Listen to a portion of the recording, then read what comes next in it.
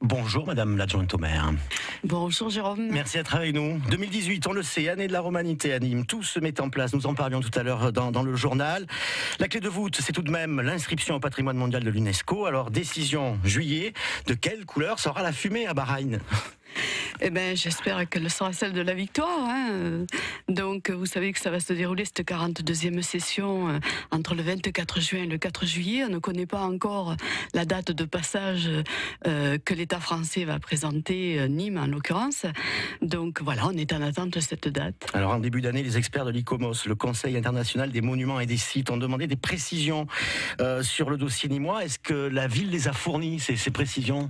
Absolument, il faut savoir que dans ce type de dossier, c'est tout à fait normal. Suite à l'expertise, il y a des demandes, des questions de la part de l'ICOMOS international. Nous avons répondu, enfin l'État français plus exactement a répondu, et aujourd'hui on est en attente du retour. Vous dites c'est tout à fait normal, mais c'est un petit peu moins facile que ce qu'on imaginait, a déclaré Laurent Stefanini, l'ambassadeur de France à l'UNESCO, au moment de cette demande de l'ICOMOS. Ça se complique ou pas ? Non, disons qu'il y a plus de questions que ce que l'on pensait, et au vu de la réunion qu'on avait eue avec les experts à Paris. Voilà, donc c'est ce qui a un peu étonné l'ambassadeur de France UNESCO, Laurent Stefanini. Mais nous, comme je le dis, on a répondu et on est tout à fait confiants. Il demandait des précisions sur la valeur universelle du site, sur peut-être aussi une extension de la zone. Vous avez pu les rassurer sur ce point ? Absolument. Vous savez, lorsque le maire avait présenté le dossier auprès du comité du patrimoine mondial, donc au ministère de la Culture, le périmètre était tout à fait validé par l'ICOMOS France, parce qu'il y a ICOMOS France et ICOMOS International. Donc on a argumenté et reformulé un petit peu la réponse par rapport aux questions. Voilà, mais on n'a pas changé le périmètre. 51 000 soutiens nîmois sur le site, c'est peu tout de même dans une ville de 140 000 habitants, dans un département de près de 800 000 habitants, et puis tous les visiteurs qui viennent chaque année chez nous. Comment vous expliquez ? C'est pas beaucoup, 51 000 soutiens ? Écoutez, moi j'ai l'occasion évidemment de parler de cela avec beaucoup de personnes de Nîmes ou autres, lorsque j'ai des réunions, et certains oublient Alors ils sont tout à fait pour, ils soutiennent, comme vous d'ailleurs, c'est l'occasion de remercier France Bleu Gare Lozère, ce soutien actif et fidèle. Donc voilà, ils soutiennent, mais ils ont un peu oublié de cliquer, donc je leur renouvelle. Mais parce que dans le même temps, il y a 47 000 signatures sur la pétition de l'Alliance anti-corrida. Ça ne vous inquiète pas, ça ? Non, pas du tout, parce que, enfin pas du tout, moi c'est pas du tout le sujet. Il faut savoir que quand on est dans une candidature au patrimoine mondial, on doit démontrer la VUE, la valeur universelle exceptionnelle, et ce qui est fait, et elle touche au patrimoine en tant que tel, surtout romain.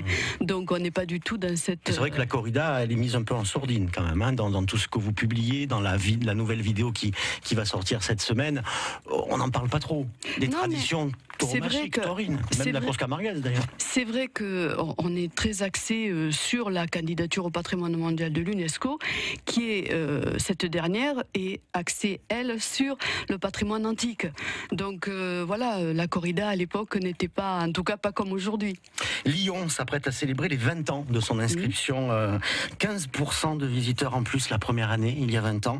La fréquentation touristique a doublé en 20 ans pour ce vieux quartier lyonnais.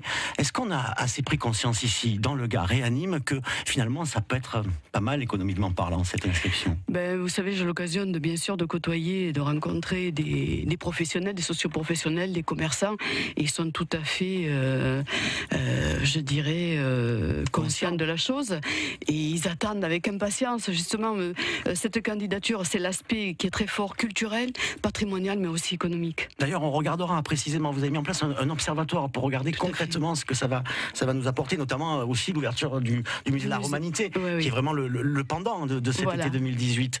Vous en avez beaucoup alors on va être voisins en plus avec l'Office du tourisme. C'est quoi toute cette réorganisation que vous êtes en train de mettre en place ? Justement, vous venez d'en parler, le musée de la Romanité, l'inscription au patrimoine mondial de l'UNESCO, une fréquentation importante de visiteurs.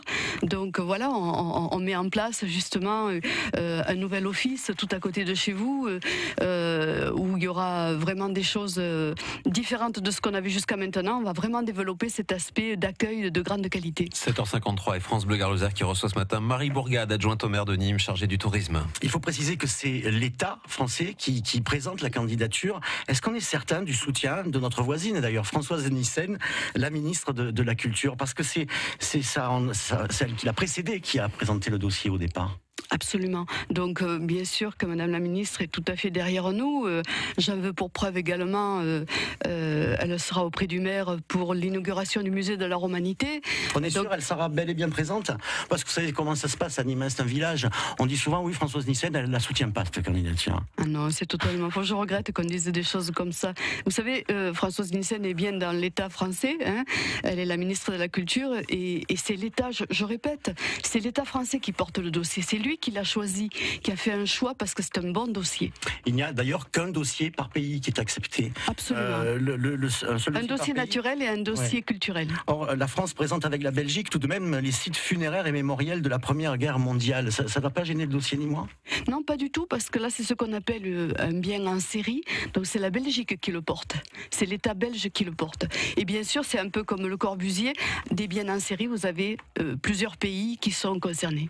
En l'occurrence, la France pour celui-ci. Alors, vous nous avez apporté beaucoup de documents. Il y a vraiment une présence dans les salons internationaux. Il y a vraiment une volonté de la part de l'Office de tourisme de vendre cette ville, de vendre cette destination dans le monde entier en ce moment. Vous vous y attachez? Oui, tout à fait, puisque effectivement, on fait des salons à l'étranger, très prochainement le Japon, les États-Unis, voilà, des pays assez lointains, parce qu'on a une clientèle effectivement de Japonais, de Coréens et de Chinois. C'est important. On les a reçus dernièrement, une quarantaine de tour opérateurs, voilà, dans les arènes. Ils sont très intéressés par l'Antiquité. Et rendez-vous lundi donc pour l'ouverture à côté d'ici. Voilà, donc, le 23, donc tout près de vous. Voilà, l'ouverture jusqu'au mois de novembre, puisqu'ensuite on repartira sur le pavillon pour pouvoir exploiter par la suite, réaménager 280 mètres carrés. Et nous suivrons tout ça, bien sûr, et notamment ce classement au patrimoine mondial de l'UNESCO ici sur France Bleu Gard Lozère. Merci Marie Bourgade d'avoir été notre invitée ce matin.